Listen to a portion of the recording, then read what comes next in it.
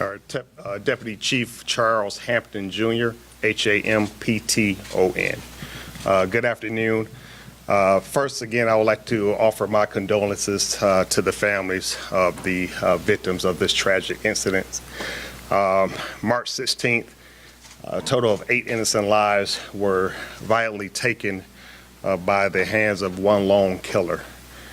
The Atlanta Police Department continues to offer our support to the Asian American and Pacific Islander communities. We've been in contact via Chief Bryant with many of the civic leaders of these communities. As you all know, there was definitely a joint operation that led into the swift apprehension of the suspect. Within 3 hours of our last homicide, this individual was captured. And it could not have been done without the efforts of our state and federal partners. As a result of that, though, we still have an investigation that is still ongoing. Our investigation is separate from the Cherokee County's investigation. Our investigation is slightly different. We had 4 Asian females that were killed.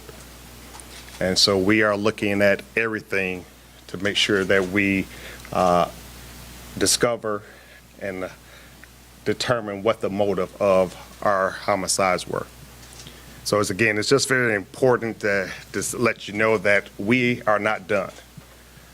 In most cases of homicides, we don't have a quick apprehension. There's usually a lengthy investigation, especially when there's involving multiple victims. And so again, we're still working very diligently and to ascertain all the facts so we can have a successful prosecution, because that's what's most important now. I was hoping that we would be able to release the names of the victims, but we are not able to do that this time. And the reason is we need to make sure that we have a true verification of their identities, and then that we make the proper next of kin notification.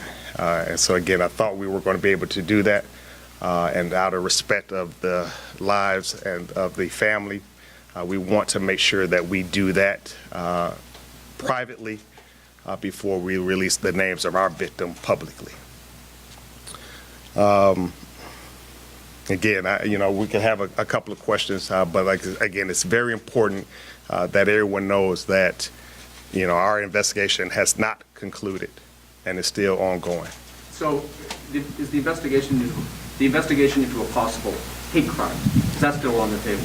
Our investigation is looking at everything, so nothing is off the table for our investigation.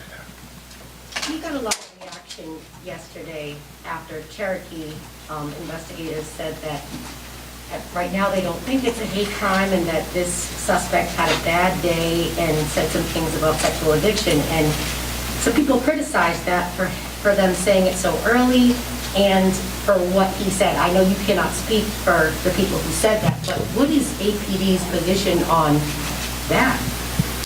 I don't have a position. Like I said, I'm only going to comment about our investigation. And again, we're not prepared to talk a lot about what has been said because, again, we're not trying to try the case in public. This is, again, it's a tragic, and again, we try to remember that 8 families are impacted by this, and we wouldn't be doing justice by putting a lot of this information out in the public, and especially if, in our cases, where the next of kin has not been notified. So I know it's tough. I know there are a lot of questions that want to be answered, but again, we just ask that you just respect the families that are still mourning, and some who may not even know yet. And so that's the real key part of for our victims, that our victims' next of kin have not been officially notified. Do you anticipate being able to identify the victims tonight, having reached all of the family members? I'm sorry? Do you anticipate being able to release the identity? As soon as we verify and make those notifications, we're working with the Consular Office of the Republic of Korea also to make that verification. But as soon as we are 100% sure and notifications have been made, we will definitely release those So names. that'll likely go beyond today. Yes, yes, ma'am. And is that the main thing, because they're in a different country, they're from a different country, that's the main holdup? That creates part of the delay, yes.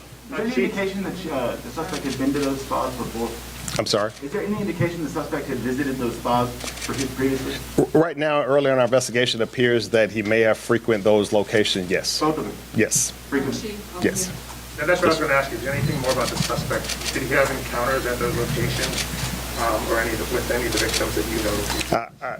Not right now, I can't be able to answer that. But you believe he has been physically at both of those? I can say that he had frequented both of those locations, yes. Are you able to say that he targeted the specific individuals that he actually shot and killed? I would not say that. Again, I would just say that unfortunately they were at that location. I can't say that he specifically targeted those individuals. But you know, what I will say is that he did frequent, as the question keeps coming up, that he did frequent those two locations within Atlanta. And is it also, is part of the problem in identifying the victims, do they not have any family members in the United States, or all the family members overseas in Korea? I'm not saying that. It's, again, we just want to make sure that we do our due diligence of that. Some family may reside stateside, some may be even here in the Atlanta area. But again, we want to make sure that we do our due diligence to make sure that the identification of the victims have been handled Have first. you ever been called to that location, those locations before? I'm sorry? Have police ever been called to those? Again, I think that was addressed last week. I mean, we've had we've had some incidents there, calls there. But again, that's not why we're here, so. Any word on how the suspect got his hands on the gun, the 9mm gun, considering his reportedly mental illness? I'm not sure about any mental illness. All we do know is that he did purchase the gun the day of the incident. Thank you.